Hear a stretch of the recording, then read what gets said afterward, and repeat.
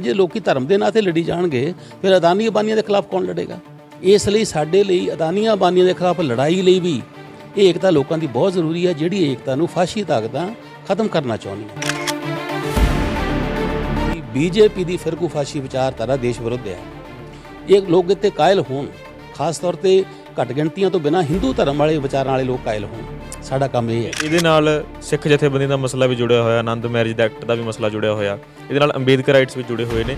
ਫਿਰ ਕੀ ਇਹ ਲੋਕ ਸਾਂਝੇ ਰੂਪ ਵਿੱਚ ਲੜਾਈ ਦੇ ਸਕਦੇ ਨੇ ਬੀਜੇਪੀ ਨੂੰ?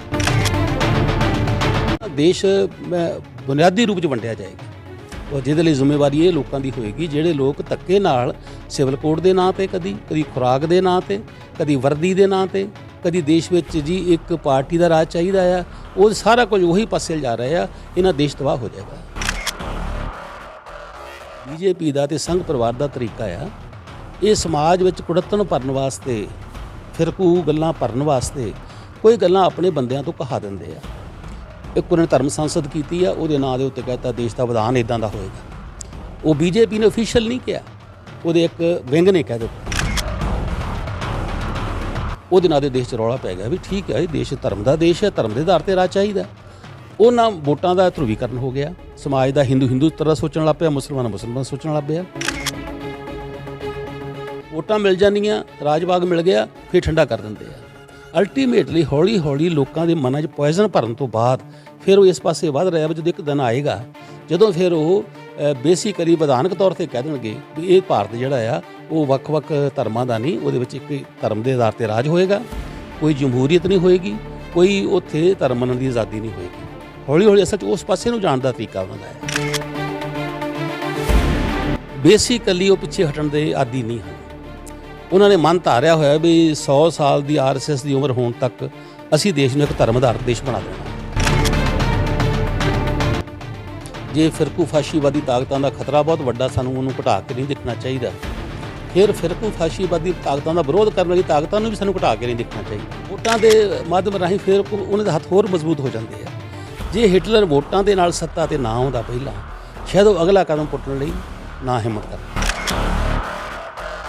ਕਰੋੜਾਂ ਰੁਪਏ ਦੇ ਘਪਲੇ ਬੀਜੇਪੀ ਵਾਲੇ ਕਰ ਰਹੇ ਆ। ਜਿਹੜਾ ਹੁਣ ਇਸ ਵੇਲੇ ਇਲੈਕਟੋਰਲ ਫੰਡਸ ਇਕੱਠੇ ਕੀਤੇ ਆ, ਉਹ ਭ੍ਰਿਸ਼ਟਾਚਾਰ ਉਦੋਂ ਘੱਟ ਕਿਹੜਾ ਆ। 400 ਕਰੋੜ ਰੁਪਈਆ ਬੀਜੇਪੀ ਨੂੰ ਉਸ ਫੰਡ 'ਚੋਂ ਮਿਲਿਆ, ਜਿਹਦੀ ਕੋਈ ਟਰਾਂਸਪੇਰੈਂਸੀ ਨਹੀਂ। ਹੁਣ ਉਹਨਾਂ ਨੇ ਏਜੰਡਾ ਬਦਲਦਾ, ਹੁਣ ਉਹ ਭ੍ਰਿਸ਼ਟਾਚਾਰ ਦਾ ਖਾਤਮਾ ਕਰਨ ਤੋਂ ਅੱਗੇ ਵਧ ਗਏ ਆ। ਉਹ ਕਹਿੰਦੇ ਵੀ ਇਹ ਦੇਸ਼ ਅਸਲ 'ਚ ਸਾਡਾ ਜਿਹੜਾ ਆ ਉਹ ਪੁਰਾਣੀਆਂ ਸੰਸਕ੍ਰਿਤੀ ਦਾ ਦੇਸ਼ ਹੈ, ਜਿੱਥੇ ਪੁਰਾਣੇ ਉਹੀ ਸੰਸਕਾਰ ਸਨ, ਮਨੋਵਾਦੀ ਅਵਸਥਾ ਸੀ, ਅਸੀਂ ਉਹ ਲਿਆਉਣੀ ਚਾਹੁੰਦੇ ਹਾਂ। ਉਦੋਂ ਅਗਲਾ ਕਦਮ ਹੋ ਗਿਆ। ਉਹ ਕਦਮ ਲਾਉਣ ਦੇ ਇਨ ਬਿਟਵੀਨ ਫਿਰ ਇੱਕ ਵੋਟਾਂ ਆ। ਜਿਉਂ-ਜਿਉਂ ਵੋਟਾਂ ਦੀ ਸੱਤਾ ਉਹਦੇ ਹੱਥਾਂ 'ਚ ਆਈ ਜਾਊਗੀ, ਵੋਟਾਂ ਰਾਹੀਂ ਉਹ ਪਹੁੰਚੀ ਜਾਣਗੇ, ਫਿਰ ਹੌਲੀ ਉਹ ਇਸ ਦੇਸ਼ ਨੂੰ ਇੱਕ ਧਰਮ ਆਧਾਰਿਤ ਦੇਸ਼ ਕਾਇਮ ਕਰਨ ਵੱਲ ਵਧੀ ਜਾਣਗੇ। ਬੀਜੇਪੀ ਦਾ ਗੁਜਰਾਤ ਵਿੱਚ ਜਿਤਨਾ ਕੋਈ ਬਹੁਤਾ ਅੱਲੋਕਾਰਾ ਨਹੀਂ ਹੈ, ਜਿੱਦਾਂ ਪੇਸ਼ ਕੀਤਾ ਜਾ ਰਿਹਾ। ਕੋਈ ਅੱਲੋਕਾਰੀ ਗੱਲ ਨਹੀਂ। ਜਿੱਥੇ ਰਾਜ ਉਹਨਾਂ ਦਾ ਨੰਬਰ 2 ਕਦੀ ਹੋਇਆ ਹੀ ਨਹੀਂ ਇਤਿਹਾਸ ਵਿੱਚ ਕਿ ਪ੍ਰਧਾਨ ਮੰਤਰੀ ਇੱਕ ਸੂਬੇ ਆਪਣੇ 'ਚ ਜਿਹਨੂੰ ਕਹਿੰਦਾ ਮਾਡਲ ਸੂਬਾ ਆ, ਉੱਥੇ 50 ਰੈਲੀਆਂ ਕਰੇ, 50-50 ਕਿਲੋਮੀਟਰ ਲੰਮੇ ਰੋਡ ਸ਼ੋਅ ਕਰੇ। ਮਤਲਬ ਉੱਥੇ ਪੈਸੇ ਦੀ ਵਰਤੋਂ ਕਿੰਨੀ ਹੋਈ ਉਹ ਆਪਣੀ ਜਗ੍ਹਾ ਆ। ਲੇਕਿਨ ਇਹਦੇ ਬਾਵਜੂਦ ਵੀ ਦਿੱਲੀ 'ਚ ਹਾਰ ਜਾਣਾ ਤੇ ਹਿਮਾਚਲ 'ਚ ਹਾਰ ਜਾਣਾ, ਇਹ ਦੱਸਦਾ ਆ ਵੀ ਫਿਰਕੂ ਫਾਸ਼ੀਵਾਦੀ ਤਾਕਤਾਂ ਨੂੰ ਹਰਾਇਆ ਜਾ ਸਕਦਾ। ਦੁਨੀਆ ਦੇਖ ਰਹੇ ਸਾਰੇ ਦਰਸ਼ਕਾਂ ਦਾ ਸਵਾਗਤ ਹੈ। ਜਦੋਂ ਤੋਂ ਦੇਸ਼ ਦੇ ਵਿੱਚ ਕੇਂਦਰ ਦੀ ਹਕੂਮਤ ਭਾਜਪਾ ਦੇ ਹੱਥ ਆਈ ਆ, ਤਾਂ ਭਾਜਪਾ ਇੱਕੋ ਹੀ ਰਾਗ ਅਲਾਪ ਰਹੀ ਆ ਕਿ ਅਸੀਂ ਸਾਰਾ ਕੁਝ ਇੱਕ ਕਰਨਾ, ਇੱਕ ਬੋਲੀ, ਇੱਕ ਦੇਸ਼, ਇੱਕ ਧਰਮ, ਇੱਕੋ ਵਾਰ 'ਚ ਹੀ ਚੋਣਾ। ਤਾਂ ਉਹ ਕਹਿੰਦੀ ਆ, ਭਾਜਪਾ ਕਹਿੰਦੇ ਕਿ ਅਸੀਂ ਸਾਰਾ ਕੁਝ ਇੱਕ ਕਰਨਾ, ਇਹਦੇ ਨਾਲ ਬਰਾਬਰਤਾ ਹੋਊਗੀ, ਏਕਤਾ ਹੋਊਗੀ ਦੇਸ਼ ਦੇ ਵਿੱਚ। ਪਰ ਕਿੰਨੀ ਕੁ ਏਕਤਾ ਹੋਊਗੀ? ਹੁਣ ਭਾਜਪਾ ਯੂਨੀਫਾਰਮ ਸਿਵਲ ਕੋਡ ਦੇ ਨਾਂ 'ਤੇ ਦੇਸ਼ ਦੇ ਜਿੰਨੇ ਸਾਰੇ ਸਿਵਲ ਲਾਅ ਆ, ਸਾਰੇ ਪਰਸਨਲ ਲਾਅ ਆ, ਉਹਨਾਂ ਨੂੰ ਇੱਕ ਕਰਨ ਦੀ ਗੱਲ ਕਰਦੇ। ਕਹਿੰਦੇ ਕਿ ਜਦੋਂ ਦੇਸ਼ ਇੱਕ ਆ ਤਾਂ ਫਿਰ ਸਿਵਲ ਕੋਡ ਵੀ ਇੱਕੋ ਜਿਹਾ ਹੋਣਾ ਚਾਹੀਦਾ। ਇਹਦੇ ਪਿੱਛੇ ਭਾਜਪਾ ਦੀ ਮਨਸ਼ਾ ਕੀ ਆ ਤੇ ਇਹ ਕੀ ਸੱਚਮੁੱਚ ਬਰਾਬਰੀ ਲੈ ਕੇ ਆਵੇਗਾ? ਅਸੀਂ ਇਹਦੇ ਬਾਰੇ ਗੱਲਬਾਤ ਕਰਾਂਗੇ। ਸਾਡੇ ਨਾਲ ਕਾਮਰੇਡ ਮੰਗਤ ਰਾਮ ਪਾਸਲਾ ਜੀ ਨੇ, RMPI ਤੋਂ। ਸਰ ਸਵਾਗਤ ਹੈ ਜੀ, ਬਹੁਤ ਬਹੁਤ ਧੰਨਵਾਦ। ਦੁਨੀਆ ਦੇ ਚੈਨਲ ਦੇ ਸਾਰੇ ਦਰਸ਼ਕਾਂ ਦਾ ਮੈਂ ਧੰਨਵਾਦੀ ਹਾਂ ਜੀ। ਜਿਵੇਂ ਕਿ ਆਪਾਂ ਗੱਲ ਕਰ ਰਹੇ ਹਾਂ ਜੀ ਕਿ ਬੀਜੇਪੀ ਨੇ ਪਿਛਲੇ ਦਿਨੀ ਯੂਨੀਫਾਰਮ ਸਿਵਲ ਕੋਡ ਦੀ ਗੱਲ ਕੀਤੀ। ਲਗਾਤਾਰ ਅਮਿਤ ਸ਼ਾਹ ਬਿਆਨ ਦੇ ਰਹੇ ਨੇ ਕਿ ਬੀਜੇਪੀ ਯੂਨੀਫਾਰਮ ਸਿਵਲ ਕੋਡ ਦੇਸ਼ ਵਿੱਚ ਲਾਗੂ ਕਰੂਗੀ। ਤੇ ਪਿਛਲੇ ਦਿਨੀ ਰਾਜ ਸਭਾ ਦੇ ਵਿੱਚ ਇੱਕ ਪ੍ਰਾਈਵੇਟ ਮੈਂਬਰ ਬਿੱਲ ਵੀ ਲਿਆਂਦਾ ਗਿਆ ਬੀਜੇਪੀ ਦੇ ਇੱਕ ਮੈਂਬਰ ਵੱਲੋਂ। ਤਾਂ ਇਹਦੇ ਬਾਰੇ ਕੀ ਕਹਿਣਾ ਚਾਹੋਗੇ? ਯੂਨੀਫਾਰਮ ਸਿਵਲ ਕੋਡ ਲਿਆਉਣ ਪਿੱਛੇ ਭਾਜਪਾ ਦੀ ਮਨਸ਼ਾ ਕੀ ਆ? ਅਸਲ 'ਚ RSS ਜਿਹੜੀ ਭਾਜਪਾ ਨੂੰ ਗਾਈਡ ਕਰ ਰਹੀ ਆ, ਉਹਦਾ ਬੁਨਿਆਦੀ ਫਲਸਫਾ ਇਹ ਆ, ਜਦੋਂ ਤੋਂ ਪੈਦਾ ਹੋਈ 1925 'ਚ ਵੀ ਇਸ ਦੇਸ਼ ਵਿੱਚ ਮੁੜ ਕੇ ਦੁਬਾਰਾ ਫਿਰ ਉਹ ਹਿੰਦੂਤਵ ਦਾ ਰਾਜ ਲਿਆਉਣਾ। ਔਰ ਇਸੇ ਕਰਕੇ ਉਹਨੇ ਅੰਗਰੇਜ਼ਾਂ ਦਾ ਸਾਥ ਦਿੱਤਾ ਆਜ਼ਾਦੀ ਦੀ ਲੜਾਈ ਦੇ ਦੌਰਾਨ, ਤਾਂ ਕਿ ਜਿਹੜਾ ਮੁਸਲਮਾਨਾਂ ਦਾ ਰਾਜ ਭਾਰਤ ਵਿੱਚ ਆਇਆ ਸਾਡਾ ਉਹਨੂੰ ਮਿਟਾਉਣਾ, ਉਹਦੇ ਖੁਰਾ ਖੋਜ ਨੂੰ ਖਤਮ ਕਰਨਾ ਸਾਡਾ ਵੱਡਾ ਕੰਮ ਆ। ਅਸੀਂ ਅੰਗਰੇਜ਼ਾਂ ਨਾਲ ਸਮਝੌਤਾ ਕਰ ਸਕਦੇ ਹਾਂ। ਇਸ ਕਰਕੇ ਉਹਨਾਂ ਨੇ ਆਜ਼ਾਦੀ ਲੜਾਈ 'ਚ ਕੋਈ ਹਿੱਸਾ ਨਹੀਂ ਪਾਇਆ। ਔਰ ਜਦੋਂ ਦੀ ਭਾਰਤ ਦੀ ਸੱਤਾ ਦੇ ਉੱਤੇ ਕਾਬਜ਼ ਹੋਈ RSS, ਉਦੋਂ ਤੋਂ ਉਸ ਗੱਲ ਨੂੰ ਲੈ ਕੇ ਅੱਗੇ ਤੁਰੀ ਜਾ ਰਹੀ ਆ ਵੀ ਭਾਰਤ ਵਿੱਚ ਜਿਹੜੀਆਂ ਗੱਲਾਂ ਜ਼ਰੂਰੀ ਆ, ਕਿਉਂਕਿ ਭਾਰਤ ਬਹੁਤ ਕੌਮਾਂ ਦਾ, ਬਹੁਤ ਬੋਲੀਆਂ ਵਾਲਿਆਂ ਦਾ, ਬਹੁਤ ਧਰਮਾਂ ਦਾ ਦੇਸ਼ ਆ, ਉਹਦੇ ਵਿੱਚ ਉਹ ਇੱਕ ਸਾਰਤਾ ਦੇ ਨਾਂ 'ਤੇ, ਇੱਕ ਕਰਨ ਦੇ ਨਾਂ 'ਤੇ ਕੁਝ ਐਸੀਆਂ ਗੱਲਾਂ ਕਰ ਰਹੀ ਆ ਜਿਹੜੀਆਂ ਦੇਸ਼ ਨੂੰ ਤੋੜਨ ਵਾਲੀਆਂ ਆ। ਜਿਹੜੀਆਂ ਗੱਲਾਂ ਇੱਕ ਕਰਨ ਦੀ ਲੋੜ ਨਹੀਂ, ਉਹਨਾਂ ਨੂੰ ਇੱਕ ਕਰਨ ਦਾ ਯਤਨ ਕੀਤਾ ਜਾ ਰਿਹਾ। ਜੇ ਕੋਈ ਕਵੇ ਵੀ ਭਾਰਤ ਵਿੱਚ ਇੱਕੋ ਧਰਮ ਚਾਹੀਦਾ, ਤੇ ਫਿਰ ਇਹ ਤੋਂ ਵੱਡਾ ਗੁਨਾਹ ਹੋਰ ਕੀ ਹੋਣਾ। ਵੱਖ-ਵੱਖ ਧਰਮਾਂ ਦੇ ਲੋਕ ਵਸਦੇ ਆ, ਧਰਮਾਂ ਦੇ ਅਨੁਸਾਰ ਲੋਕਾਂ ਦੇ ਰਸਮੋ ਰਿਵਾਜਾਂ ਸਾਲ ਇਹ ਅਲੱਗ-ਅਲੱਗ ਕੋਡ ਬਣੇ ਹੋਏ ਆ। ਮੇਰਾ ਜ਼ਿੰਦਗੀ ਦਾ ਜਿਹੜਾ ਰਹਿਣ ਦਾ ਢੰਗ ਆ, ਮੇਰਾ ਆਪਣੇ ਸਮਝਦਾਰੀ ਆ, ਪਰਿਵਾਰਕ ਸਮਾਜਿਕ ਰਿਸ਼ਤਿਆਂ ਵਿੱਚ ਫਰਕ ਆ, ਵਿਆਹਾਂ 'ਚ ਫਰਕ ਆ, ਲੇਕਿਨ ਉਹਨੂੰ ਕਹਿ ਰਹੇ ਨੇ ਉਹਨੂੰ ਤਾਂ ਇੱਕ ਕਰਨਾ ਜੀ, ਇੱਕ ਸਿਵਲ ਕੋਡ ਚਾਹੀਦਾ। ਜੇ ਇੱਕ ਕਰਨਾ ਦੇਸ਼ ਨੂੰ, ਤਾਂ ਗਰੀਬੀ ਅਮੀਰੀ ਦਾ ਖਾਤਮਾ ਕਰੋ, ਇਹ ਇੱਕ ਕਰਨ ਦੀ ਗੱਲ ਲੋੜ ਆ। ਇਹ ਜਿਹੜੀ ਲੋਕਾਂ 'ਚ ਆਰਥਿਕ ਨਾ ਬਰਾਬਰੀ, ਇਹਨੂੰ ਬਰਾਬਰ ਕਰੋ। ਤਾਂ ਜਿਹੜੀ ਲੋਕਾਂ 'ਚ ਅਨਪੜ੍ਹਤਾ ਆ, ਲੋਕ ਗਰੀਬ ਪੜ੍ਹ ਨਹੀਂ ਸਕਦੇ, ਇਹ ਬਰਾਬਰਤਾ ਲਿਆਓ। ਤਾਂ ਇੱਥੇ ਬਰਾਬਰਤਾ ਦੀ ਲੋੜ ਆ, ਉਹ ਕਦੇ ਲੋੜ ਨਹੀਂ ਹੈ। ਜਿੱਥੇ ਬਰਾਬਰਤਾ ਦੀ ਲੋੜ ਕੋਈ ਨਹੀਂ ਹੈ, ਆਪੇ ਲੋਕ ਮਰਜ਼ੀ ਨਾਲ ਜਿਉਂਦੇ ਆ, ਉੱਥੇ ਬਰਾਬਰਤਾ ਚਾਹੀਦੀ ਆ। ਔਰ ਇਹਦੇ ਪਿੱਛੇ ਨਿਸ਼ਾਨਾ ਵੱਡਾ ਉਹਨਾਂ ਦਾ ਇਹ ਆ ਵੀ ਸਾਰੇ ਕਿਸਮ ਦੇ ਵਿਰੋਧਾਂ ਨੂੰ ਖਤਮ ਕਰਕੇ ਇੱਕ ਐਸਾ ਦੇਸ਼ ਵਿੱਚ ਢਾਂਚਾ ਲਿਆਓ, ਜਿਹੜਾ ਢਾਂਚਾ ਫਾਸ਼ੀਵਾਦੀ ਕਿਸਮ ਦਾ ਢਾਂਚਾ ਹੋਵੇ, ਜਿੱਥੇ ਨਾ ਲੋਕ ਰਾਜ ਹੋਵੇ, ਨਾ ਲੋਕਾਂ ਨੂੰ ਮਰਜ਼ੀ ਦੀ ਆਜ਼ਾਦੀ ਹੋਵੇ। ਔਰ ਉਹਦੇ ਅਧੀਨ ਹੀ ਇਹ ਯੂਨੀਫਾਰਮ ਸਿਵਲ ਕੋਡ ਦੀ ਗੱਲ ਕਰ ਰਹੇ ਆ। ਆਜ਼ਾਦੀ ਕਿਵੇਂ ਨਹੀਂ ਹੋਊਗੀ ਜੇਕਰ ਯੂਨੀਫਾਰਮ ਸਿਵਲ ਕੋਡ ਲਾਗੂ ਹੁੰਦਾ? ਇਹਦੇ ਮਾਨੇ ਕੀ ਆ ਗਰਾਊਂਡ ਲੈਵਲ ਤੇ? ਫਿਰ ਹੋਊਗਾ ਕੀ? ਜਿਵੇਂ ਹੁਣ ਤੁਸੀਂ ਕਹਿ ਰਹੇ ਹੋ ਕਿ ਹੁਣ ਵੱਖੋ ਵੱਖਰੇ ਵਿਆਹ ਸ਼ਾਦੀਆਂ ਦੇ ਜਾਂ ਹੋਰ ਰਸਮੋ ਰਿਵਾਜ ਨੇ, ਜੇ ਯੂਨੀਫਾਰਮ ਸਿਵਲ ਕੋਡ ਲਾਗੂ ਹੁੰਦਾ ਫਿਰ ਗਰਾਊਂਡ ਤੇ ਹੋਊਗਾ ਕੀ? ਕਿਸ ਤਰੀਕੇ ਦੇ ਬਦਲਾਅ ਆਉਣਗੇ ਇਹਦੇ ਨਾਲ? ਇਹਦੇ ਨਾਲ ਸਮਾਜਿਕ ਤਣਾਅ ਬਹੁਤ ਵੱਧ ਜਾਏਗਾ। ਉਦਾਹਰਨ ਤੌਰ 'ਤੇ ਇੱਕ ਸਿੱਖ ਦੀ ਜੀਵਨ ਜਾਂਚ ਇੱਕ ਵੱਖਰੀ ਆ। ਹਾਲਾਂਕਿ ਧਰਮ ਵੱਖਰਾ ਹੈ, ਅਸੀਂ ਇਨਸਾਨ ਹੈਗੇ, ਪਰ ਉਹ ਆਪਣੇ ਧਰਮ ਦੇ ਵਿੱਚ ਸਕੂਨ ਮਹਿਸੂਸ ਕਰਦਾ ਆ ਵੀ ਮੈਂ ਇਸ ਧਰਮ ਨੂੰ ਮੰਨਦਾ ਹੋਇਆ, ਇਹਦੀਆਂ ਕੋਈ ਗੱਲਾਂ 'ਤੇ ਅਮਲ ਕਰਦਾ ਹੋਇਆ ਮੈਂ ਚੰਗੀ ਜ਼ਿੰਦਗੀ ਜੀ ਸਕਦਾ। ਇਹਦੇ ਇੱਕ ਮੁਸਲਮਾਨ ਵਾਸਤੇ ਉਹਦਾ ਆਪਣਾ ਕਾਨੂੰਨ ਜਿਹੜਾ ਆ, ਉਹ ਸਮਝਦਾ ਵੀ ਇਹ ਕਾਨੂੰਨ ਮੇਰੀ ਰੱਖਿਆ ਕਰਦਾ ਆ, ਮੇਰੇ ਰਸਮਾਂ ਰਿਵਾਜਾਂ ਨੂੰ ਧਿਆਨ 'ਚ ਰੱਖਦਾ, ਮੈਂ ਇਹਨੂੰ ਲਾਗੂ ਕਰਦਾ। ਮੇਰੀ ਖੁਰਾਕ ਵੱਖਰੀ ਹੈ, ਉਹ ਮੈਂ ਖੁਰਾਕ ਦਾ ਇੰਜੋਏ ਕਰਦਾ। ਮੈਂ ਉਸ ਗੱਲ ਨੂੰ ਹਿੰਦੂ ਇੰਜੋਏ ਨਹੀਂ ਕਰਦਾ। ਇਸ ਲਈ ਜਦੋਂ ਇਹਨਾਂ ਫਰਕ ਇਹ ਪਏਗਾ ਵੱਡਾ, ਜਦੋਂ ਤੁਸੀਂ ਧੱਕੇ ਨਾਲ ਕੁਝ ਚੀਜ਼ ਸਾਂਝੀ ਕਰਦੇ ਹੋ, ਉਹਦੇ ਨਾਲ ਫਿਰ ਸਮਾਜ ਵਿੱਚ ਤਣਾਅ ਪੈਦਾ ਹੋਏਗਾ। ਉਹ 'ਚ ਫਿਰਕਾ ਪ੍ਰਸਤੀ ਦੇ ਤੌਰ 'ਤੇ ਇੱਕ ਦੂਜੇ ਵਿਰੋਧ ਖੜੇ ਲੋਕ ਹੋ ਜਾਣਗੇ। ਫਾਇਦਾ ਤਾਂ ਕੀ ਉਹਦਾ ਨਾ ਹੋਣਾ ਆ, ਉਹਨਾਂ ਦੇਸ਼ ਬੁਨਿਆਦੀ ਰੂਪ 'ਚ ਵੰਡਿਆ ਜਾਏਗਾ। ਉਹ ਜਿਹਦੇ ਲਈ ਜ਼ਿੰਮੇਵਾਰੀ ਇਹ ਲੋਕਾਂ ਦੀ ਹੋਏਗੀ ਜਿਹੜੇ ਲੋਕ ਧੱਕੇ ਨਾਲ ਸਿਵਲ ਕੋਡ ਦੇ ਨਾਂ 'ਤੇ, ਕਦੀ ਖੁਰਾਕ ਦੇ ਨਾਂ 'ਤੇ, ਕਦੀ ਵਰਦੀ ਦੇ ਨਾਂ 'ਤੇ, ਕਦੀ ਦੇਸ਼ ਵਿੱਚ ਜੀ ਇੱਕ ਪਾਰਟੀ ਦਾ ਰਾਜ ਚਾਹੀਦਾ ਆ, ਉਹ ਸਾਰਾ ਕੁਝ ਉਹੀ ਪਾਸੇ ਜਾ ਰਿਹਾ ਆ। ਇਹਨਾਂ ਦੇਸ਼ ਤਬਾਹ ਹੋ ਜਾਏਗਾ। ਕੀ ਫਿਰ ਤੁਸੀਂ ਬਰਾਬਰਤਾ ਦੇ ਵਿਰੋਧੀ ਹੋ? ਭਾਜਪਾ ਕਹਿੰਦੇ ਇਹ ਨਾਲ ਬਰਾਬਰਤਾ ਆਊਗੀ, ਏਕਤਾ ਆਊਗੀ। ਕੀ ਤੁਸੀਂ ਬਰਾਬਰਤਾ ਦੇ, ਏਕਤਾ ਦੇ ਵਿਰੋਧੀ ਹੋ? ਬਰਾਬਰਤਾ ਲੋਕਾਂ ਦੇ ਨਿੱਜੀ ਅਧਿਕਾਰਾਂ ਦੇ ਛਾਪਾ ਮਾਰ ਕੇ ਥੋੜ੍ਹੀ ਹੋਣੀ ਆ। ਜਿਹੜੀ ਬਰਾਬਰਤਾ ਦਾ ਸ਼ਬਦ ਹੈ, ਸਮਝ ਤਾਂ ਉਲਟ ਕਹਿੰਦਾ ਆ ਵੀ ਬਰਾਬਰਤਾ ਉਹ ਆ ਜਿਹੜੀ ਹਰ ਬੰਦੇ ਨੂੰ ਆਪਣੀ ਮਰਜ਼ੀ ਮੁਤਾਬਕ ਜਿਉਣ ਦਾ ਅਧਿਕਾਰ ਦਿੰਦੀ ਆ। ਉਹ ਅਧਿਕਾਰ ਦੂਜੇ ਦੇ ਖਿਲਾਫ ਨਾ ਜਾਂਦਾ ਹੋਵੇ, ਇਹ ਗੱਲ ਠੀਕ ਹੈ, ਲੇਕਿਨ ਹਰ ਬੰਦੇ ਨੂੰ ਧਰਮ ਦੀ ਆਜ਼ਾਦੀ ਹੋਵੇ, ਹਰ ਬੰਦੇ ਨੂੰ ਆਪਣਾ ਸਮਾਜਿਕ ਜ਼ਿੰਦਗੀ ਜਿਉਣ ਦੀ ਆਜ਼ਾਦੀ ਹੋਵੇ, ਹਰ ਬੰਦੇ ਦੀ ਖੁਰਾਕ ਆਪਣੀ ਮਰਜ਼ੀ ਨਾਲ ਖਾਵੇ। ਇਹ ਆ ਅਸਲ 'ਚ ਬਰਾਬਰਤਾ। ਬਰਾਬਰਤਾ ਇਹ ਥੋੜ੍ਹੀ ਆ ਵੀ ਧੱਕੇ ਨਾਲ ਕੋਈ ਕਿਹਾ ਜਾਵੇ ਵੀ ਨਹੀਂ ਜੀ ਤੁਸੀਂ ਇਸ ਗੱਲ ਨੂੰ ਜ਼ਰੂਰੀ ਮੰਨੋ, ਅਸੀਂ ਦੂਜੀ ਗੱਲ ਤੁਹਾਨੂੰ ਨਹੀਂ ਸਵੀਕਾਰ ਕਰਨ ਦੇਣੀ। ਇਸ ਲਈ ਜਿਹੜਾ ਉਹ ਕਹਿੰਦੇ ਆ ਉਹਦੇ ਉਲਟ ਕਰ ਰਹੇ ਆ, ਔਰ ਇਹ ਕਰਦੇ ਵੀ ਉਦੋਂ ਆ ਜਦੋਂ ਚੋਣਾਂ ਹੋਣੀਆਂ। ਇਹ ਆਪਣੀ ਗੱਲ ਨੂੰ ਇੱਕ BJP ਦਾ ਅਤੇ ਸੰਘ ਪਰਿਵਾਰ ਦਾ ਤਰੀਕਾ ਆ।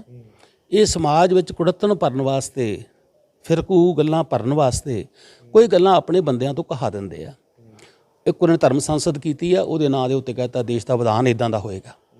ਉਹ BJP ਨੇ ਅਫੀਸ਼ੀਅਲ ਨਹੀਂ ਕਿਹਾ, ਉਹਦੇ ਇੱਕ ਵਿੰਗ ਨੇ ਕਹਿ ਦਿੱਤਾ। ਉਹਦੇ ਨਾਂ ਦੇ ਦੇਸ਼ 'ਚ ਰੌਲਾ ਪੈ ਗਿਆ ਵੀ ਠੀਕ ਹੈ, ਇਹ ਦੇਸ਼ ਧਰਮ ਦਾ ਦੇਸ਼ ਹੈ, ਧਰਮ ਦੇ ਆਧਾਰ 'ਤੇ ਰਾਜ ਚਾਹੀਦਾ। ਉਹਨਾਂ ਵੋਟਾਂ ਦਾ ਧਰੁਵੀਕਰਨ ਹੋ ਗਿਆ। ਸਮਾਜ ਦਾ ਹਿੰਦੂ ਤਰ੍ਹਾਂ ਸੋਚਣ ਲੱਗ ਪਿਆ, ਮੁਸਲਮਾਨ ਸੋਚਣ ਲੱਗ ਪਿਆ। ਇਹ ਉਦੋਂ ਕਰਨ ਤੋਂ ਬਾਅਦ ਵੋਟਾਂ ਮਿਲ ਜਾਂਦੀਆਂ, ਰਾਜ ਬਾਗ ਮਿਲ ਗਿਆ, ਫਿਰ ਠੰਡਾ ਕਰ ਦਿੰਦੇ ਆ। ਅਲਟੀਮੇਟਲੀ ਹੌਲੀ ਹੌਲੀ ਲੋਕਾਂ ਦੇ ਮਨਾਂ 'ਚ ਪੋਇਜ਼ਨ ਭਰਨ ਤੋਂ ਬਾਅਦ ਫਿਰ ਉਹ ਇਸ ਪਾਸੇ ਵੱਧ ਰਿਹਾ ਵੀ ਜਦੋਂ ਇੱਕ ਦਿਨ ਆਏਗਾ ਜਦੋਂ ਫਿਰ ਉਹ ਬੇਸਿਕਲੀ ਵਿਧਾਨਕ ਤੌਰ 'ਤੇ ਕਹਿ ਦੇਣਗੇ ਵੀ ਇਹ ਭਾਰਤ ਜਿਹੜਾ ਆ ਉਹ ਵੱਖ-ਵੱਖ ਧਰਮਾਂ ਦਾ ਨਹੀਂ, ਉਹਦੇ ਵਿੱਚ ਇੱਕ ਧਰਮ ਦੇ ਆਧਾਰ 'ਤੇ ਰਾਜ ਹੋਏਗਾ, ਕੋਈ ਜਮਹੂਰੀਅਤ ਨਹੀਂ ਹੋਏਗੀ, ਕੋਈ ਉੱਥੇ ਧਰਮ ਮੰਨਣ ਦੀ ਆਜ਼ਾਦੀ ਨਹੀਂ ਹੋਏਗੀ। ਹੌਲੀ ਹੌਲੀ ਅਸਲ 'ਚ ਉਸ ਪਾਸੇ ਨੂੰ ਜਾਣ ਦਾ ਤਰੀਕਾ ਉਹਨਾਂ ਦਾ ਆ। ਜੇਕਰ ਅਮਿਤ ਸ਼ਾਹ ਜਿਸ ਤਰੀਕੇ ਨਾਲ ਲਗਾਤਾਰ ਬਿਆਨ ਦੇ ਰਹੇ ਨੇ ਤੇ BJP ਦੇ ਆਪਾਂ ਹਿਸਟਰੀ ਵੇਖ ਲਈਏ ਪਿਛਲੇ 7-8 ਸਾਲਾਂ ਦੇ ਵਿੱਚ, ਭਾਵੇਂ ਰਾਮ ਮੰਦਿਰ ਦਾ ਫੈਸਲਾ, ਕਸ਼ਮੀਰ ਦਾ ਫੈਸਲਾ, ਕੀ ਤੁਹਾਨੂੰ ਲੱਗਦਾ ਕਿ ਅਮਿਤ ਸ਼ਾਹ ਪਿੱਛੇ ਹਟਣਗੇ? ਕੀ ਲੱਗਦਾ ਕਿ ਬੀਜੇਪੀ ਸਰਕਾਰ ਯੂਨੀਫਾਰਮ ਸਿਵਲ ਕੋਡ ਤੇ ਪਿੱਛੇ ਹਟ ਸਕਦੀ ਹੈ? ਨਹੀਂ, ਅਸਲ 'ਚ ਇਹ ਨਾ ਇਹ ਟੈਕਟਿਕ ਲਾਉਂਦੇ ਆ। ਬੇਸਿਕਲੀ ਉਹ ਪਿੱਛੇ ਹਟਣ ਦੇ ਆਦੀ ਨਹੀਂ ਹਨ। ਉਹਨਾਂ ਨੇ ਮਨ ਧਾਰਿਆ ਹੋਇਆ ਵੀ 100 ਸਾਲ ਦੀ RSS ਦੀ ਉਮਰ ਹੋਣ ਤੱਕ ਅਸੀਂ ਦੇਸ਼ ਨੂੰ ਇੱਕ ਧਰਮ ਆਧਾਰਿਤ ਦੇਸ਼ ਬਣਾ ਦੇਣਾ। ਇਸ ਲਈ ਉਹ ਲਾਜ਼ਮੀ ਵੇਲੇ ਕੋਲੇ ਬਿਆਨ ਦਿੰਦੇ, ਤਿਆਰੀ ਕਰ ਰਹੇ ਆ। ਹਾਂ, ਜੇ ਲੋਕਾਂ ਦਾ ਪ੍ਰੈਸ਼ਰ ਬਣਿਆ, ਉਹ ਸਮਝਦੇ ਵੀ ਇਹਨਾਂ ਨੁਕਸਾਨ ਜ਼ਿਆਦਾ ਹੋਏਗਾ, ਉਹ ਟੈਂਪਰੇਰੀ ਤੌਰ ਤੇ ਵਿਦਡਰਾਅ ਕਰ ਲੈਣਗੇ, ਲੇਕਿਨ ਬੇਸਿਕਲੀ ਵਿਦਡਰਾਅ ਨਹੀਂ ਕਰਨਗੇ, ਕਿਉਂਕਿ ਉਹਨਾਂ ਦਾ ਆਧਾਰ ਹੀ ਇਸ ਗੱਲ 'ਚ ਆ। ਉਹਨਾਂ ਕੋਲ ਕੋਈ ਪ੍ਰੋਗਰਾਮ ਨਹੀਂ ਹੈ। ਕਾਰਪੋਰੇਟ ਘਰਾਣਿਆਂ ਦੀ ਉਹ ਸੇਵਾ ਕਰ ਰਹੇ ਆ। ਭੁੱਖਮਰੀ ਦੇਸ਼ 'ਚ ਫੈਲ ਰਹੀ ਆ। ਲੋਕਾਂ ਦਾ ਧਿਆਨ ਆਪਣੇ ਵੱਲ ਨੂੰ ਖਿੱਚਣ ਵਾਸਤੇ ਉਹਨਾਂ ਕੋਲ ਹੋਰ ਕੋਈ ਹਥਿਆਰ ਹੀ ਨਹੀਂ ਹੈ। ਇਸ ਕਰਕੇ ਲਾਜ਼ਮੀਆਂ ਉਹ ਇਦਾਂ ਦੇ ਨਾਅਰੇ ਦਿੰਦੇ ਰਹਿਣਗੇ। ਹਾਂ, ਜੇ ਲੋਕ ਵਿਰੋਧ ਕਰਨਗੇ, ਟੈਂਪਰੇਰੀ ਤੌਰ ਤੇ ਵਿਦਡਰਾਅ ਕਰ ਲੈਣਗੇ, ਲੇਕਿਨ ਅਲਟੀਮੇਟਲੀ ਉਸ ਦੇਸ਼ ਦਾ ਜਮਹੂਰੀ ਤੇ ਧਰਮ ਨਿਰਪੱਖ ਢਾਂਚਾ ਉਹ ਖਤਮ ਕਰਨਾ ਚਾਹੁੰਦੇ ਆ। ਇਹਨੂੰ ਇੱਕ ਫਾਸ਼ੀ ਕਿਸਮ ਦਾ ਰਾਜ ਭਾਗ ਲਿਆਉਣਾ ਚਾਹੁੰਦੇ ਆ। ਤੁਸੀਂ ਕਿਹਾ ਵੀ ਵੋਟਾਂ ਧਰੁਵੀਕਰਨ ਕਰਦੇ ਆ। ਕੀ ਸਿਰਫ ਵੋਟਾਂ 'ਚ ਜਿੱਤਣਾ ਜਾਂ ਵੋਟਾਂ ਧਰੁਵੀਕਰਨ ਬੀਜੇਪੀ ਦਾ ਏਜੰਡਾ ਹੈ ਜਾਂ ਇਸ ਤੋਂ ਅੱਗੇ ਦੀ ਗੱਲ ਵੀ ਹੈ? ਇਹ ਤੋਂ ਅਗਲਾ ਏਜੰਡਾ ਵੀ ਆ। ਵੋਟਾਂ ਦੇ ਮਾਧਿਅਮ ਰਾਹੀਂ ਫਿਰ ਉਹਨਾਂ ਦੇ ਹੱਥ ਹੋਰ ਮਜ਼ਬੂਤ ਹੋ ਜਾਂਦੇ ਆ। ਜੇ ਹਿਟਲਰ ਵੋਟਾਂ ਦੇ ਨਾਲ ਸੱਤਾ ਤੇ ਨਾ ਆਉਂਦਾ ਪਹਿਲਾਂ, ਸ਼ਾਇਦ ਉਹ ਅਗਲਾ ਕਦਮ ਪੁੱਟਣ ਲਈ ਨਾ ਹਿੰਮਤ ਕਰਦਾ। ਵੋਟਾਂ ਨਾਲ ਸੱਤਾ ਤੇ ਆ ਗਿਆ, ਮੁੜ ਕੇ ਉਹਨੇ ਕਿਹਾ ਵੀ ਮੇਰਾ ਜਿਹੜਾ ਰਾਜ ਭਾਗ ਆ, ਇਹ ਜਰਮਨ ਦੇ ਲੋਕਾਂ ਨੂੰ ਦੁਨੀਆ ਦੇ ਰਾਜ ਭਾਗ ਕਰਨ ਲਈ ਭੇਜਿਆ ਗਿਆ, ਇਹਨਾਂ ਦਾ ਖੂਨ ਵੱਖਰਾ ਆ। ਉਹਨੇ ਫਿਰ ਵੱਡਾ ਕੰਮ ਸ਼ੁਰੂ ਕਰ ਲਿਆ। ਇਸ ਲਈ ਇਹਦੇ ਪੜਾਅ ਆ। ਪਹਿਲਾ ਪੜਾਅ ਉਹਨਾਂ ਦਾ ਇਹ ਸੀ ਬਈ ਸਾਰੀਆਂ ਪਾਰਟੀ ਨੂੰ ਇਕੱਠਿਆ ਕਰਕੇ ਜੀ ਕਾਂਗਰਸ ਦੇ ਸ਼ਾਸਨ ਦੇ ਖਿਲਾਫ ਲੜੋ, ਭ੍ਰਿਸ਼ਟਾਚਾਰ ਦੇ ਖਿਲਾਫ ਲੜੋ, ਲੋਕਾਂ ਦੇ ਮਸਲੇ ਲੈ ਕੇ ਲੜੋ। ਲੋਕਾਂ ਨੂੰ ਭੁਲੇਖਾ ਲੱਗਾ ਵੀ ਸ਼ਾਇਦ ਕਾਂਗਰਸ ਭ੍ਰਿਸ਼ਟਾਚਾਰੀ ਬਹੁਤ ਆ, ਇਹ ਭ੍ਰਿਸ਼ਟਾਚਾਰ ਤੋਂ ਮੁਕਤ ਆ। ਹੁਣ ਜਦੋਂ ਰਾਜ ਭਾਗ ਤੇ ਆ ਗਏ ਆ, ਉਹਨੇ ਦੱਸਤਾ ਵੀ ਭ੍ਰਿਸ਼ਟਾਚਾਰੀ ਤੁਸੀਂ ਹੋ ਇਕੱਲੇ, ਅਸੀਂ ਬਿਲਕੁਲ ਭ੍ਰਿਸ਼ਟਾਚਾਰੀ ਨਹੀਂ। ਜਦ ਕਿ ਕਰੋੜਾਂ ਰੁਪਏ ਦੇ ਘਪਲੇ ਬੀਜੇਪੀ ਵਾਲੇ ਕਰ ਰਹੇ ਆ। ਜਿਹੜਾ ਹੁਣ ਇਸ ਵੇਲੇ ਇਲੈਕਟੋਰਲ ਫੰਡਸ ਇਕੱਠੇ ਕੀਤੇ ਆ, ਉਹ ਭ੍ਰਿਸ਼ਟਾਚਾਰ ਉਦੋਂ ਘੱਟ ਕਿਹੜਾ ਆ। 400 ਕਰੋੜ ਰੁਪਈਆ ਬੀਜੇਪੀ ਨੂੰ ਫੰਡ 'ਚੋਂ ਮਿਲਿਆ, ਜਿਹਦੀ ਕੋਈ ਟਰਾਂਸਪੇਰੈਂਸੀ ਨਹੀਂ ਹੈ। ਹੁਣ ਉਹਨਾਂ ਨੇ ਏਜੰਡਾ ਬਦਲਤਾ। ਹੁਣ ਉਹ ਭ੍ਰਿਸ਼ਟਾਚਾਰ ਦਾ ਖਾਤਮਾ ਕਰਨ ਤੋਂ ਅੱਗੇ ਵਧ ਗਏ ਆ। ਉਹ ਕਹਿੰਦੇ ਵੀ ਇਹ ਦੇਸ਼ ਅਸਲ 'ਚ ਸਾਡਾ ਜਿਹੜਾ ਆ ਉਹ ਪੁਰਾਣੀਆਂ ਸੰਸਕ੍ਰਿਤੀ ਦਾ ਦੇਸ਼ ਆ, ਜਿੱਥੇ ਪੁਰਾਣੇ ਉਹੀ ਸੰਸਕਾਰ ਸਨ, ਮਨੋਵਾਦੀ ਅਵਸਥਾ ਸੀ, ਅਸੀਂ ਉਹ ਲਿਆਉਣੀ ਚਾਹੁੰਦੇ ਹਾਂ। ਉਦੋਂ ਅਗਲਾ ਕਦਮ ਹੋ ਗਿਆ। ਉਹ ਕਦਮ ਲਾਉਣ ਦੇ ਇਨ ਬਿਟਵੀਨ ਫਿਰ ਇੱਕ ਵੋਟਾਂ ਆ। ਜਿਉਂ-ਜਿਉਂ ਵੋਟਾਂ ਦੀ ਸੱਤਾ ਉਹਦੇ ਹੱਥਾਂ 'ਚ ਆਈ ਜਾਊਗੀ, ਵੋਟਾਂ ਰਾਹੀਂ ਉਹ ਪਹੁੰਚੀ ਜਾਣਗੇ, ਫਿਰ ਹੌਲੀ ਉਹ ਇਸ ਦੇਸ਼ ਨੂੰ ਇੱਕ ਧਰਮ ਆਧਾਰਿਤ ਦੇਸ਼ ਕਾਇਮ ਕਰਨ ਵੱਲ ਵਧੀ ਜਾਣਗੇ। ਇਹ ਤੁਸੀਂ ਬੀਜੇਪੀ ਦਾ ਏਜੰਡਾ ਦੱਸ ਰਹੇ ਹੋ, ਫਿਰ ਲੋਕਾਂ ਦਾ ਏਜੰਡਾ ਕੀ ਹੋਵੇ? ਜੇਕਰ ਬੀਜੇਪੀ ਲੋਕਾਂ ਨੂੰ ਜੇ ਇਸ ਲਾਈਨ ਤੇ ਵੰਡਣਾ ਚਾਹੁੰਦੀ ਆ, ਫਿਰ ਬਰਾਬਰਤਾ ਕਿਵੇਂ ਆਵੇ? ਫਿਰ ਲੋਕ ਕਿਸ ਤਰੀਕੇ ਦੇ ਨਾਲ ਇਹਦਾ ਸਾਹਮਣਾ ਕਰਨ? ਦੋ ਤਰ੍ਹਾਂ ਆ। ਇਸ ਵੇਲੇ ਦੇਸ਼ ਵਿੱਚ ਤਾਕਤਾਂ ਦਾ ਤੋਲ ਜਿਹੜਾ ਸ਼ਾਇਦ ਉਹ ਨਹੀਂ ਹੈ ਵੀ ਕਾਰਪੋਰੇਟ ਘਰਾਣਿਆਂ ਦੇ ਵਿਰੋਧ ਵਿੱਚ ਇੱਕ ਲੋਕ ਪੱਖੀ ਰਾਜਨੀਤਿਕ ਧਿਰ ਮੂਹਰੇ ਆਵੇ। ਅੱਜ ਦੀ ਹਾਲਤ ਇਹ ਨਹੀਂ ਹੈ। ਖੱਬੇ ਪੱਖ ਵਾਲੇ ਹੈਗੇ ਆ, ਲੋਕ ਲੜਨ ਵਾਲੇ ਹੈਗੇ ਆ, ਲੇਕਿਨ ਜਿਹੜਾ ਸਰਮਾਏਦਾਰੀ ਪਾਰਟੀਆਂ ਦਾ ਹੋਂਦ ਆ ਦੇਸ਼ ਵਿੱਚ, ਜਿਹੜੀ ਬੀਜੇਪੀ ਦੇ ਖਿਲਾਫ ਵੀ ਖੜ੍ਹਦੀਆਂ, ਉਹ ਆਰਥਿਕ ਨੀਤੀਆਂ ਪੱਖੋਂ ਵੱਖਰੀਆਂ ਨਹੀਂ ਹਨ।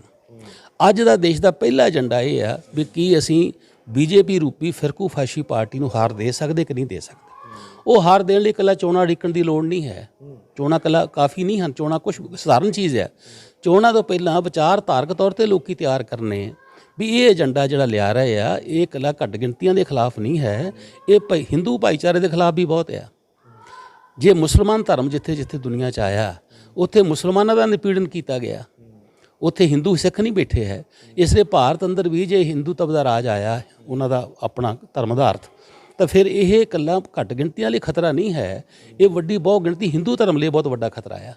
ਇਸ ਲਈ ਅਸੀਂ ਲੋਕਾਂ ਨੂੰ ਵਿਚਾਰਧਾਰਕ ਤੌਰ ਤੇ ਤਿਆਰ ਕਰਨਾ। ਪਹਿਲਾ ਗੱਲ ਵੀ ਇਹ ਵਿਚਾਰਧਾਰਾ ਸਾਡੀ ਜ਼ਿੰਦਗੀ ਨੂੰ ਤਬਾਹ ਕਰ ਦੇਗੀ, ਸਾਡੀ ਏਕਤਾ ਤੋੜ ਦੇਗੀ, ਔਰ ਇਹ ਦੇਸ਼ ਖੇਰੂ ਹੋਣ ਦੇ ਕੰਢੇ ਪਹੁੰਚ ਜਾਏਗਾ। ਔਰ ਉਦੋਂ ਬਾਅਦ ਜੇ ਅਸੀਂ ਇਹ ਟੁੱਟ ਗਏ, ਫਿਰ ਕਾਰਪੋਰੇਟ ਘਰਾਣਿਆਂ ਦਾ ਇਦੋਂ ਵੀ ਸਖਤੀ ਵਾਲਾ ਰਾਜ ਹੋਰ ਤੇਜ਼ ਹੋ ਜਾਏਗਾ।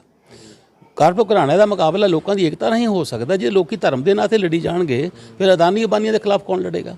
ਇਸ ਲਈ ਸਾਡੇ ਲਈ ਅਦਾਨੀਆਂ ਅੰਬਾਨੀਆਂ ਦੇ ਖਿਲਾਫ ਲੜਾਈ ਲਈ ਵੀ ਇਹ ਏਕਤਾ ਲੋਕਾਂ ਦੀ ਬਹੁਤ ਜ਼ਰੂਰੀ ਹੈ, ਜਿਹੜੀ ਏਕਤਾ ਨੂੰ ਫਾਸ਼ੀ ਤਾਕਤਾਂ ਖਤਮ ਕਰਨਾ ਚਾਹੁੰਦੀਆਂ। ਇਸ ਲਈ ਅੱਜ ਦੇ ਦਿਨ ਦੇ ਉੱਤੇ ਨੰਬਰ 1 ਏਜੰਡਾ ਕੋ ਲੈਣਾ ਹੋਵੇ, ਉਹ ਵਿਚਾਰਧਾਰਕ ਤੌਰ ਤੇ ਲੋਕਾਂ ਨੂੰ ਤਿਆਰ ਕਰਨਾ ਵੀ ਬੀਜੇਪੀ ਦੀ ਫਿਰਕੂਫਾਸ਼ੀ ਵਿਚਾਰਧਾਰਾ ਦੇਸ਼ ਵਿਰੁੱਧ ਆ। ਇਹ ਲੋਕ ਇੱਥੇ ਕਾਇਲ ਹੋਣ, ਖਾਸ ਤੌਰ ਤੇ ਘੱਟ ਗਿਣਤੀਆਂ ਤੋਂ ਬਿਨਾਂ ਹਿੰਦੂ ਧਰਮ ਵਾਲੇ ਵਿਚਾਰਾਂ ਵਾਲੇ ਲੋਕ ਕਾਇਲ ਹੋਣ। ਸਾਡਾ ਕੰਮ ਇਹ ਹੈ। ਅਗਲਾ ਫਿਰ ਕੰਮ ਸਾਡਾ ਇਹ ਹੋਏਗਾ ਵੀ ਲਾਜ਼ਮੀ ਇਹਨੂੰ ਸੱਤਾ ਤੋਂ ਪਾਸੇ ਕੀਤਾ ਜਾਵੇ। ਕਿੱਦਾਂ ਹੋਣਾ ਉਹ ਅੱਜ ਦਾ ਵਿਸ਼ਾ ਨਹੀਂ ਹੈ, ਤਾਂ ਕਿ ਫਿਰ ਜਿਹੜੀ ਅਗਲੀ ਲੜਾਈ ਆ, ਸਮਾਜਿਕ ਪਰਿਵਰਤਨ ਦੀ ਲੜਾਈ ਆ, ਕਾਰਪੋਰੇਟ ਘਰਾਣਿਆਂ ਤੋਂ ਜਿਹੜਾ ਤੁਸੀਂ ਪੁੱਛਿਆ ਵੀ ਤੁਹਾਡਾ ਏਜੰਡਾ ਕੀ ਹੋਵੇ। ਸਾਡਾ ਏਜੰਡਾ ਹੋਵੇ ਸਭ ਨੂੰ ਕੰਮ ਮਿਲੇ। ਸਾਡਾ ਏਜੰਡਾ ਹੈਗਾ ਵੀ ਅਮੀਰ ਗਰੀਬ ਦੇ ਪਾੜਾ ਖਤਮ ਹੋਵੇ। ਇਹ ਹੋ ਸਕਦਾ ਭਾਰਤ ਵਿੱਚ। ਸਾਡਾ ਏਜੰਡਾ ਪਬਲਿਕ ਸੈਕਟਰ ਨੂੰ ਵਧੇਰੇ ਮਾਨਤਾ ਦਿੱਤੀ ਜਾਵੇ। ਅਦਾਨੀਆਂ ਦੇ ਜਿਹੜਾ ਪ੍ਰੋਫਿਟ ਆ, ਭੁੱਖ ਆ, ਉਹਦੇ ਉੱਤੇ ਪਾਬੰਦੀ ਲਾਈ ਜਾਵੇ, ਕੈਪ ਰੱਖੀ ਜਾਵੇ। ਇਹ ਸਾਡਾ ਏਜੰਡਾ ਹੋਏਗਾ ਲਾਜ਼ਮੀ, ਪਰ ਇਹ ਏਜੰਡਾ ਤਾਂ ਅੱਗੇ ਲੈ ਕੇ ਤੁਰ ਸਕਾਂਗੇ ਜੇ ਫਿਰਕੂ ਫਾਸ਼ੀਵਾਦੀ ਤਾਕਤਾਂ ਦੀ ਹਾਰ ਹੋਏਗੀ।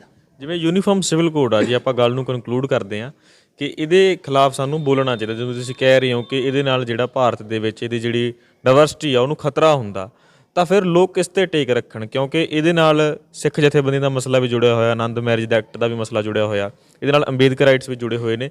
ਫਿਰ ਕੀ ਇਹ ਲੋਕ ਸਾਂਝੇ ਰੂਪ ਵਿੱਚ ਲੜਾਈ ਦੇ ਸਕਦੇ ਨੇ ਬੀਜੇਪੀ ਨੂੰ? 100% ਦੋ ਉਦਾਹਰਨਾਂ ਸਾਡੇ ਸਾਹਮਣੇ ਆ। ਜੇ ਫਿਰਕੂ ਫਾਸ਼ੀਵਾਦੀ ਤਾਕਤਾਂ ਦਾ ਖਤਰਾ ਬਹੁਤ ਵੱਡਾ, ਸਾਨੂੰ ਉਹਨੂੰ ਘਟਾ ਕੇ ਨਹੀਂ ਦੇਖਣਾ ਚਾਹੀਦਾ। ਫਿਰ ਫਿਰਕੂ ਫਾਸ਼ੀਵਾਦੀ ਤਾਕਤਾਂ ਦਾ ਵਿਰੋਧ ਕਰਨ ਵਾਲੀ ਤਾਕਤਾਂ ਨੂੰ ਵੀ ਸਾਨੂੰ ਘਟਾ ਕੇ ਨਹੀਂ ਦੇਖਣਾ ਚਾਹੀਦਾ। ਜਿਹੜਾ ਦਿੱਲੀ ਦਾ ਕਿਸਾਨ ਮੋਰਚਾ ਆ, ਇੱਕ ਬੈਸਟ ਐਗਜ਼ਾਮਪਲ ਆ ਵੀ ਜਿੱਥੇ ਬਹੁਤ ਤਰ੍ਹਾਂ ਦੇ ਲੋਕਾਂ ਨੇ ਤਰ੍ਹਾਂ ਦੇ ਰਾਜਨੀਤਿਕ, ਧਾਰਮਿਕ, ਕੌਮਾਂ ਦੇ ਆਧਾਰ ਦੇ ਉੱਤੇ ਵੱਖ-ਵੱਖ ਲੋਕਾਂ ਨੇ ਇਕੱਠੇ ਹੋ ਕੇ 1 ਸਾਲ ਤੱਕ ਲੰਬੀ ਲੜਾਈ ਲੜ ਕੇ ਸੰਸਾਰ ਵਿਆਪੀ ਇੱਕ ਰਿਕਾਰਡ ਕਾਇਮ ਕੀਤਾ। ਇਹ ਇੱਕ ਰਾਹ ਦੱਸਦਾ ਵੀ ਇਦਾਂ ਲੜਿਆ ਜਾ ਸਕਦਾ। ਨੰਬਰ 2 ਤੇ ਆ ਚੋਣਾਂ ਹੋਈਆਂ ਸਾਡੇ ਸਾਹਮਣੇ। ਬੀਜੇਪੀ ਦਾ ਗੁਜਰਾਤ ਜਿਤਨਾ ਕੋਈ ਬਹੁਤਾ ਅੱਲੋਕਾਰਾ ਨਹੀਂ ਹੈ ਜਿੱਦਾਂ ਪੇਸ਼ ਕੀਤਾ ਜਾ ਰਿਹਾ, ਕੋਈ ਅੱਲੋਕਾਰੀ ਗੱਲ ਨਹੀਂ। ਜਿੱਥੇ ਰਾਜ ਉਹਨਾਂ ਦਾ ਨੰਬਰ 2 ਕਦੀ ਹੋਇਆ ਹੀ ਨਹੀਂ ਇਤਿਹਾਸ ਵਿੱਚ ਕਿ ਪ੍ਰਧਾਨ ਮੰਤਰੀ ਇੱਕ ਸੂਬੇ ਆਪਣੇ 'ਚ ਜਿਹਨੂੰ ਕਹਿੰਦਾ ਮਾਡਲ ਸੂਬਾ ਆ, ਉੱਥੇ 50 ਰੈਲੀਆਂ ਕਰੇ, 50 ਕਿਲੋਮੀਟਰ ਲੰਮੇ ਰੋਡ ਸ਼ੋਅ ਕਰੇ। ਮਤਲਬ ਉੱਥੇ ਪੈਸੇ ਦੀ ਵਰਤੋਂ ਕਿੰਨੀ ਹੋਈ ਉਹ ਆਪਣੀ ਜਗ੍ਹਾ ਆ, ਲੇਕਿਨ ਇਹਦੇ ਬਾਵਜੂਦ ਵੀ ਦਿੱਲੀ 'ਚ ਹਾਰ ਜਾਣਾ ਤੇ ਹਿਮਾਚਲ 'ਚ ਹਾਰ ਜਾਣਾ, ਇਹ ਦੱਸਦਾ ਆ ਵੀ ਫਿਰਕੂ ਫਾਸ਼ੀਵਾਦੀ ਤਾਕਤਾਂ ਨੂੰ ਹਰਾਇਆ ਜਾ ਸਕਦਾ। ਕੌਣ ਕੰਪੋਨੈਂਟ ਆ? ਸਵਾਲ ਤੁਸੀਂ ਕੀਤਾ ਜਿਹੜਾ, ਇਹ 'ਚ ਵੱਡੇ ਕੰਪੋਨੈਂਟ ਆ ਦੇਸ਼ ਦੀ ਵਰਕਿੰਗ ਕਲਾਸ, ਜਿਨ੍ਹਾਂ 'ਤੇ ਮਾਰ ਪੈ ਰਹੀ ਆ। ਇਹ ਚ ਦੇਸ਼ ਦੀਆਂ ਘੱਟ ਗਿਣਤੀਆਂ ਬਹੁਤ ਵੱਡੀ ਗਿਣਤੀ ਆ, ਜਿਹੜੇ ਵੱਖ-ਵੱਖ ਕੌਮੀਅਤਾਂ ਦੇ ਲੋਕ ਆ, ਵੱਖ-ਵੱਖ ਧਾਰਮਿਕ ਘੱਟ ਗਿਣਤੀਆਂ ਦੇ ਲੋਕ ਆ। ਕਦੀ ਥੱਲੇ ਸਾਊਥ ਵਿੱਚ DMK ਦਾ ਦਰਾਵੜਾਂ ਦੇ ਹਿੱਤਾਂ ਦੀ ਰਾਖੀ ਕਰ ਨਹੀਂ ਸਕਦੇ ਬੀਜੇਪੀ ਵਾਲੇ, ਇਸ ਲਈ ਦੂਜਾ ਧਿਰ ਹੈਗੀ ਹੈ ਜਿਹੜੇ ਵੱਖ-ਵੱਖ ਕੌਮੀਅਤਾਂ ਦੇ ਲੋਕ ਆ। ਤੀਜੀ ਵੱਡੀ ਧਿਰ ਹੈਗੀ ਬਹੁਤ ਵੱਡੀ, ਉਹ ਆ ਜਿਹੜੇ ਲੋਕ ਇਹਦੀ ਮਾਰ ਥੱਲੇ ਆ, ਜਿਹੜੇ ਇਹਦੇ ਰੋਜ਼ ਇਹ ਤੋਂ ਪਬਲਿਕ ਸੈਕਟਰ ਦੇ ਮੁਲਾਜ਼ਮ ਆ, ਦੂਜੇ ਆ ਜਿਹੜੇ ਇਹਦੀਆਂ ਨੀਤੀਆਂ ਤੋਂ ਖਫਾ ਆ। ਇਹ ਜਿਹੜੇ ਲੋਕਾਂ ਦਾ ਵੱਡਾ ਜੇ ਏਕਾ ਹੋ ਜਾਏ ਤੇ ਮੈਂ ਸਮਝਦਾ ਕਿ ਫਿਰਕੂ ਫਾਸ਼ੀਵਾਦੀ ਤਾਕਤਾਂ ਦਾ ਹਾਰਨਾ ਕੋਈ ਵੱਡੀ ਗੱਲ ਹੀ ਨਹੀਂ ਹੈ। ਇੰਪੋਸੀਬਲ ਬਿਲਕੁਲ ਨਹੀਂ ਹੈ, ਔਖਾ ਆ, ਇਹ ਲਈ ਮਿਹਨਤ ਕਰਨੀ ਪਏਗੀ। ਲੇਕਿਨ ਇਹ ਜਿਹੜੀਆਂ ਧਿਰਾਂ ਆ ਘੱਟ ਗਿਣਤੀਆਂ, ਵੱਡੀ ਬਹੁ ਗਿਣਤੀ ਗਰੀਬ ਲੋਕਾਂ ਦੀ, ਨੰਬਰ 2 ਵੱਖ-ਵੱਖ ਕੌਮੀਅਤਾਂ ਦੇ ਵੱਖ-ਵੱਖ ਬੋਲੀਆਂ ਬੋਲਣ ਵਾਲੇ ਲੋਕ, ਭੁੱਲ ਸਕਦੇ ਲੋਕ ਵੀ ਇੱਕ ਹਿੰਦੀ ਭਾਸ਼ਾ ਹੀ ਕੌਮੀ ਭਾਸ਼ਾ ਬਣਾਈ ਜਾਵੇ। ਦੱਖਣ ਦੇ ਲੋਕ ਕਦੀ ਨਹੀਂ ਮੰਨਣਗੇ ਇਸ ਗੱਲ ਨੂੰ, ਔਰ ਇਹ ਮੰਨਣਾ ਹੀ ਗਲਤ ਹੋਏਗਾ। ਜਿਹੜੀ ਮਾਤ ਭਾਸ਼ਾ 'ਚ ਮੈਂ ਗੱਲ ਕਰ ਸਕਦਾ ਉਹ ਮੈਂ ਦੂਜੀ ਭਾਸ਼ਾ 'ਚ ਨਹੀਂ ਕਰ ਸਕਦਾ। ਇਸ ਵਾਸਤੇ ਇਹ ਮੈਂ ਸਮਝਦਾ ਵੀ ਕੰਪੋਨੈਂਟ ਆ ਜਿਹੜੇ ਫਾਸ਼ੀਵਾਦੀ ਤਾਕਤਾਂ ਨੂੰ ਹਾਰ ਦੇਣ ਲਈ ਕਾਫੀ ਤਾਕਤਵਰ ਆ। ਅਸੀਂ ਇਹਨਾਂ 'ਤੇ ਭਰੋਸਾ ਰੱਖ ਕੇ ਤੁਰਦੇ ਹਾਂ। ਇਹ ਭਰੋਸਾ ਇਕੱਲਾ ਫੇਰ ਮੈਂ ਦਰਾਉਣਾ, ਇਹ ਚੋਣਾਂ ਤੱਕ ਮਹਿਦੂਦ ਨਹੀਂ ਹੋਣਾ ਚਾਹੀਦਾ। ਇਹ ਅਸਲ 'ਚ ਧਰਾਤਲ ਦੇ ਪੱਧਰ 'ਤੇ ਲੋਕਾਂ ਨੂੰ ਮਾਨਸਿਕ ਤੌਰ 'ਤੇ ਤਿਆਰ ਕਰਨ ਦੀ ਲੋੜ ਆ, ਜਿਹਨਾਂ ਦੀ ਵਿਚਾਰਧਾਰਕ ਤੌਰ 'ਤੇ ਚੇਤਨਾ ਵਧਾਈ ਜਾਵੇ ਵੀ ਫਿਰਕੂ ਫਾਸ਼ੀਵਾਦੀ ਤਾਕਤਾਂ ਦੇਸ਼ ਲਈ ਤਾਂ ਉਹਨਾਂ ਦੀ ਆਪਣੀ ਹੋਂਦ ਲਈ ਬਹੁਤ ਵੱਡਾ ਖਤਰਾ ਆ। ਫਿਰਕੂ ਫਾਸ਼ੀਵਾਦੀ ਤਾਕਤਾਂ ਦੇ ਆਉਣ ਨਾਲ ਜੇ ਮੁਸਲਮਾਨਾਂ ਨੂੰ ਆਜ਼ਾਦੀ ਨਹੀਂ ਹੋਏਗੀ ਤਾਂ ਹਿੰਦੂਆਂ ਦੇ ਵੱਖ-ਵੱਖ ਜਿਹੜੇ ਵਿਚਾਰਾਂ ਦੇ ਧੜਿਆਂ ਦੇ ਲੋਕ ਆ, ਸੈਕਟ ਆ, ਉਹਨਾਂ ਨੂੰ ਵੀ ਕੋਈ ਆਜ਼ਾਦੀ ਨਹੀਂ ਹੋਏਗੀ। ਇਸ ਲਈ ਸਮੁੱਚੇ ਦੇਸ਼ ਦੇ ਲੋਕਾਂ ਦੇ ਹਿੱਤ ਵਿੱਚ ਆ ਕਿ ਭਾਰਤ ਵਿੱਚ ਮੋਦੀ ਰਾਜ ਦਾ ਖਾਤਮਾ ਹੋਵੇ। ਬਹੁਤ ਬਹੁਤ ਧੰਨਵਾਦ। ਸੋ ਇਹ ਸਨ ਕਾਮਰੇਡ ਮੰਗਤ ਰਾਮ ਪਾਸਲਾ ਜੀ। ਆਪਾਂ ਉਹਨਾਂ ਨਾਲ ਗੱਲਬਾਤ ਕੀਤੀ ਯੂਨੀਫਾਰਮ ਸਿਵਲ ਕੋਡ ਬਾਰੇ, ਬੀਜੇਪੀ ਦੀ ਜੋ ਕੇਂਦਰੀਕਰਨ ਦੀ ਰਾਜਨੀਤੀ ਆ ਉਹਦੇ ਬਾਰੇ, ਕਿ ਉਹਦੇ ਨਾਲ ਸਾਨੂੰ ਕਿਵੇਂ ਸਾਹਮਣਾ ਕਰਨਾ ਪੈ ਸਕਦਾ ਆਉਣ ਵਾਲੇ ਸਮੇਂ ਦੇ ਵਿੱਚ। ਤੇ ਇਹ ਇਕੱਲਾ ਜਿਵੇਂ ਇਹਨਾਂ ਨੇ ਕਿਹਾ ਕਿ ਚੋਣਾਂ ਦੌਰਾਨ ਹੀ ਨਹੀਂ ਹੋਏਗਾ, ਚੋਣਾਂ ਤੋਂ ਅੱਗੇ ਪਿੱਛੇ ਵੀ ਧਰਾਤਲ ਤੇ ਜਿਵੇਂ ਇਹਨਾਂ ਨੇ ਕਿਹਾ ਕਿ ਸਾਨੂੰ ਉਹਨੂੰ ਫਾਈਟ ਦੇਣੀ ਪਵੇਗੀ। ਸੋ ਇਹ ਵੀਡੀਓ ਤੁਹਾਨੂੰ ਕਿਵੇਂ ਲੱਗੀ ਯੂਨੀਫਾਰਮ ਸਿਵਲ ਕੋਡ ਬਾਰੇ, ਤੁਸੀਂ ਕੀ ਸੋਚਦੇ ਹੋ? ਆਪਣੀ ਰਾਏ, ਸੁਝਾਅ, ਆਪਣੇ ਸਵਾਲ ਕਮੈਂਟ ਬਾਕਸ ਵਿੱਚ ਜ਼ਰੂਰ ਲਿਖਿਓ ਜੇ। ਇਸ ਵੀਡੀਓ ਨੂੰ ਸਾਂਝੀ ਵੀ ਜ਼ਰੂਰ ਕਰਿਓ ਜੇ। ਦੇਖਦੇ ਰਹੋ ਦੁਨੀਆ।